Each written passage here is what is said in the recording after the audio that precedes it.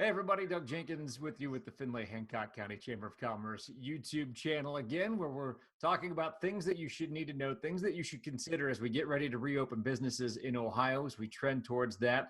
What we want to focus on today is cleaning and making sure that everything is as sanitary as we go in. We know a lot of our members take a lot of pride in that, but there's definitely some things that you want to be thinking about when you get ready to reopen. Kodi and Ryan Fletcher from Rainbow International Restoration and Cleaning are with us today. Thanks for joining us. Thank you for this opportunity, sir. Thank you. Appreciate having you. Of course, I have to imagine you're quite busy right now. As businesses are starting to get ready to reopen, one of the things they're looking to do is get in and sanitize things before they reopen the doors. What are the things that you're seeing right now as you're out and about? So first off, we've been adapting to this new world we're living in. And so some of the things we've been doing are people that are reselling homes, new purchases. We're going in and sanitizing homes, walls, bathrooms, and getting it ready for that new family that's going to move in.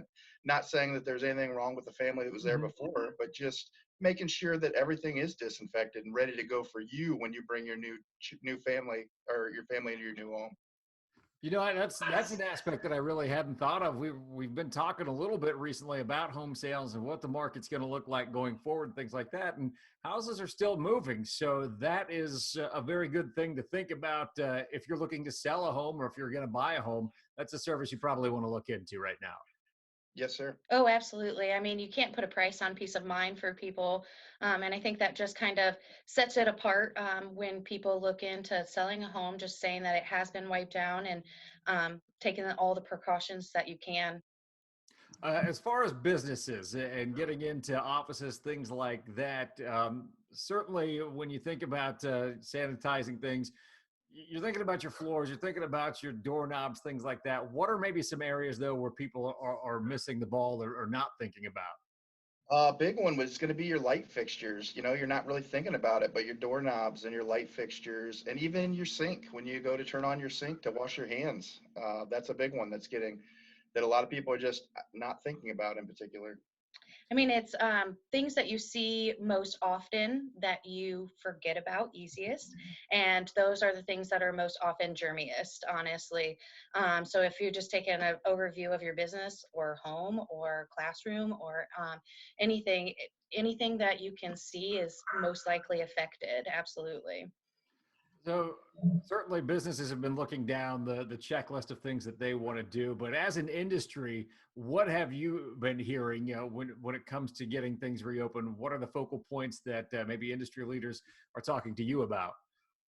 So what's been great is we are a franchise, and our um, home office has been putting town hall meetings together, and we've been bringing people from the different groups, the RIA, the Restoration Industry Association, and bringing them in and bringing in scientists and also um, other educators that can tell us more about what we need to do in certain situations in an office or in a cafeteria. What can we do differently that maybe we weren't doing before, but now with the corona, what we can do to help in those situations? Some things that we noticed right off the bat were certain disinfectants and solvents were being put into a sprayer that they shouldn't have been.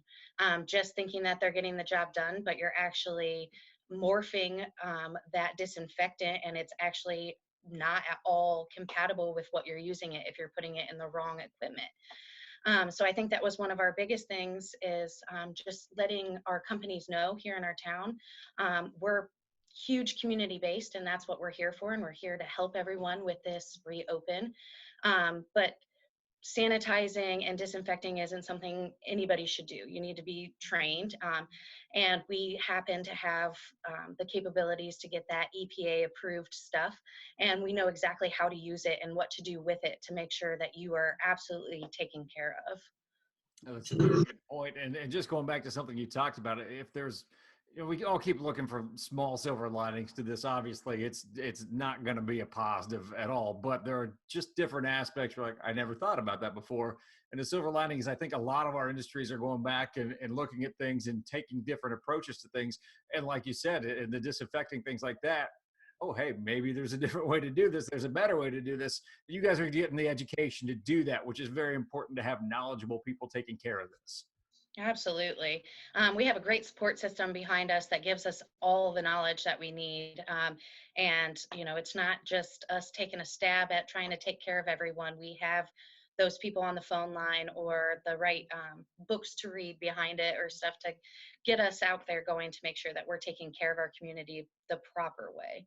Yeah, we're all learning on the fly right now, and no different for you guys. Certainly, everybody sadly is familiar with restoration services in Findlay. We have enough floods that and they're dealing with that. But we've had enough floods that we know who to call when the water's running high. But this is a different situation.